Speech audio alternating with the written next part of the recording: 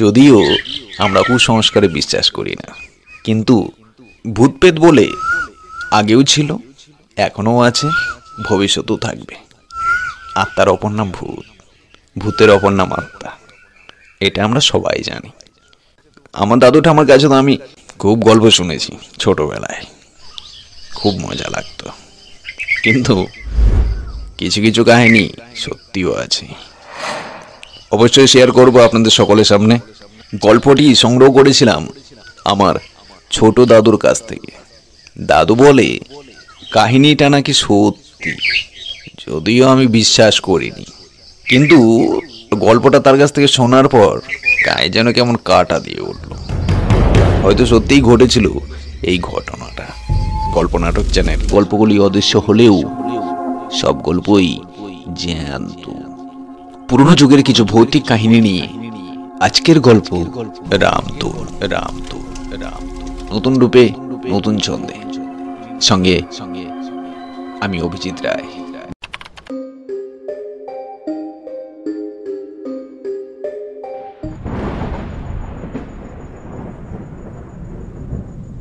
বর্ষার বৃষ্টিতে বাড়ির পাশে নালায় বেশ কিছুটা জল জমেছে, মাছগুলো বেশ খেলা করছে। এই দিকে বসন্তর আর তর সইল না, তড়িঘড়ি করে সন্ধ্যার ওই রাতে মাছ ধরতে বসলো বসন্ত। বেশ কিছুটা সময় হয়ে গেল।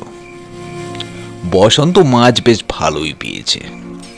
বড় বড় সাইজের সব মাছ যেন বসন্তর ঝোলায়। হঠাৎই পেছন থেকে একটা শব্দ ভেসে এলো। ওই ওই মাছটা আমায় দিবি?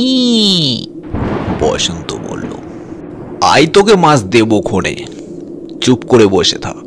বসে থাকবো তো? হ্যাঁ বস। দিবি তো আমায়? হ্যাঁ দেব, চুপচাপ বসে থাক। বসন্ত বলল। কি রে, দিলি না তো আমায়? দাঁড়া, ঠিক দেব। বসন্ত আবার বলল। আবার একটু পর, এখনো তো আমায় দিলি না রে বসা। ধরতে দে আমায়, বসন্ত বলল। কিন্তু বসন্ত এখনো মাছ দিল না। বসন্ত ভালো করেই জানে সে মানুষ নয়। আবার ডেকে বলল, কি রে বসা, মাছ তো আমায় দিলি না? বসন্ত বলল, মাছ খাওয়ার তোর খুব শখ হয়েছে তাই না? মাছ দেব তোকে, হাত বাড়া। বলতে না বলতেই বসন্ত দিকে লম্বা একটা হাত এগিয়ে এলো। হাত বাড়াতেই আগুনের ছ্যাঁকা লাগিয়ে দিল বসন্ত। তুই বসা আমার হাতে ছেঁকা দিলি, আমি তোকে ছাড়বো না বসা। বসন্ত বলল, তুই আমার কোনোদিনও কিচ্ছু করতে পারবি না। বেশ ঠিক আছে, দেখা যাক কে কি করতে পারে না পারে। এই বলে ছায়াটা অদৃশ্য হয়ে গেল, আর বসন্ত মাছ ধরা বন্ধ করে বাড়ির উদ্দেশ্যে রওনা দিল। এই ঘটনার বেশ কিছুদিন পর রামতনু বলে বসন্তর এক বন্ধু ছিল। বসন্ত আর রামতনু দুজনে মিলেই বেশিরভাগ সময়ে তারা একসাথে মাছ ধরতে যেত। আজ সন্ধ্যা রাতে তারা রাস্তার মোড়ের মাথায় দাঁড়িয়ে দুজনে মিলে মাছ ধরতে যাওয়ার প্ল্যান করছিল। রামতনু আজ রাত 12টা-1টার দিকে নৌকা নিয়ে ঝিলে মাছ ধরতে যাব, তুই যাবি তো? হ্যাঁ হ্যাঁ যাবো, রামতনু বলল। তাহলে ওই কথাই রইল, আমি না ডাকা পর্যন্ত কিন্তু তুই বেরোবি না। আচ্ছা ঠিক আছে। এই বলে দুজনে বাড়ি চলে গেল। কিন্তু তারা জানে না, তারা দুজন ছাড়াও আরো একজন তাদের কথা শুনছিল। রামতনুর মাছ ধরার খুব নেশা ছিল। সে শুধু ভাবছে কখন যেন ভোর হয়ে যায়, যদি সে মাছ ধরতে যেতে না পারে। এই এলো বুঝি বসন্তদা। এইসব ভাবতে ভাবতে তার আর ঘুম আসছে না। এপাশ ওপাশ করতেই ঘাটে নৌকার আওয়াজ রামতনুর কানে এলো। রামতনু দেখতে পাচ্ছে চারিদিকে যেন আলো ফুটেছে। তড়িঘড়ি করে মাছ ধরার সরঞ্জাম গুছিয়ে নিয়ে সে বেরোতে লাগলো।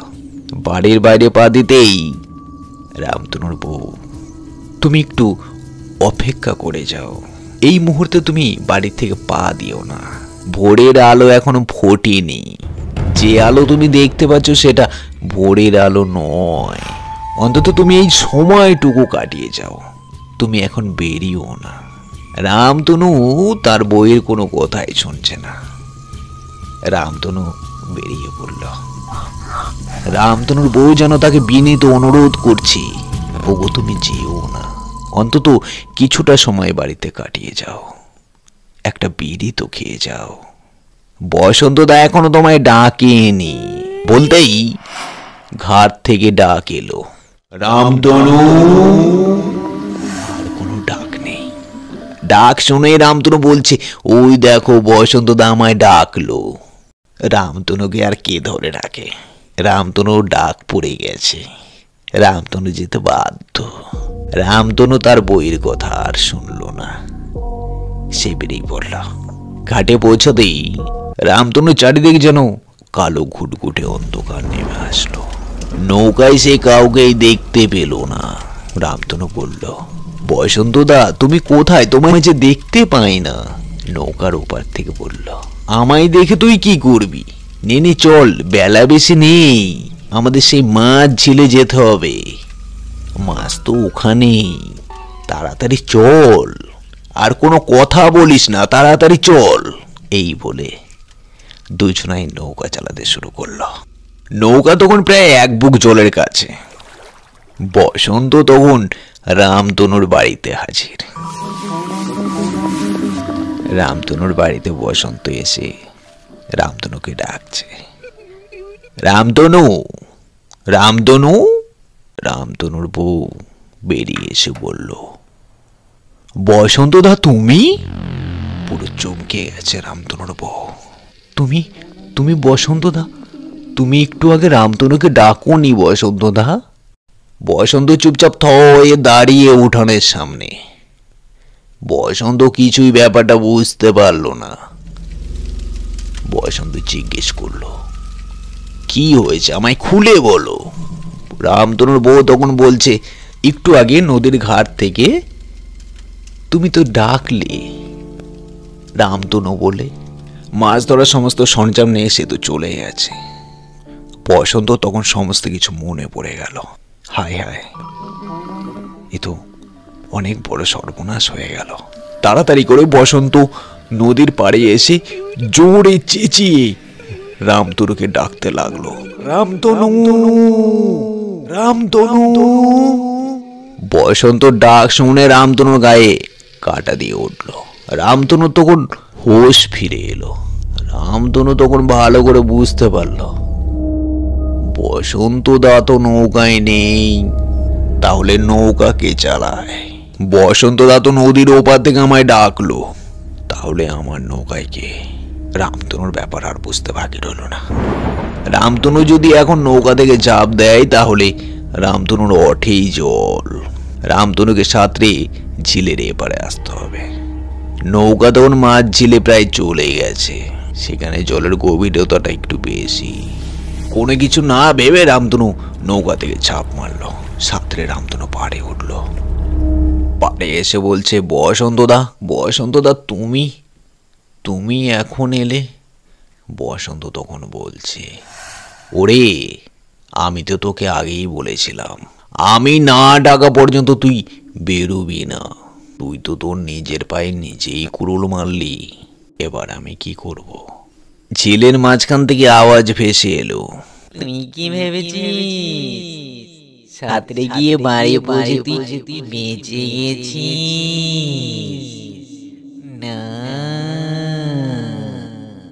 মোটেও না। আমি তোর যা ক্ষতি করার তা করেই দিয়েছিলাম।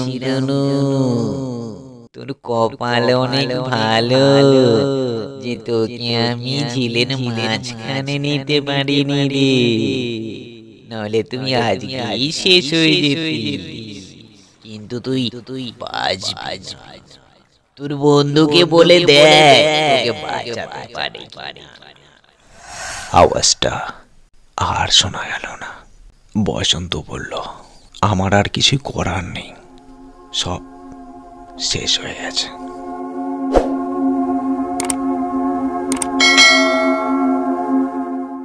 যদিও এটা একটা গল্প, গল্পটা কালেক্ট করেছিলাম আমার ছোট দাদুর কাছ থেকে। আগের যুগের মানুষ তো তারা, আগের সব বিভিন্ন রকম কাহিনী।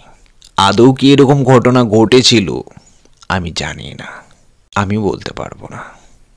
কিন্তু দাদু বলে ঘটনাটি নাকি সত্যি, যদিও আমি জানি না দাদুদের আমলের কথা। আগে অনেক দেখা যেত এসব, এখন আর এমন কিছু নেই। জনবসতি প্রচুর হয়েছে, মানুষের যাতায়াত যেখানে সেখানে খারাপ কিছু আসে না। যদিও বলবো বাস্তব হলেও কাল্পনিক। Dream is a story, story is a dream. Like, comment, share. Thank you for watching.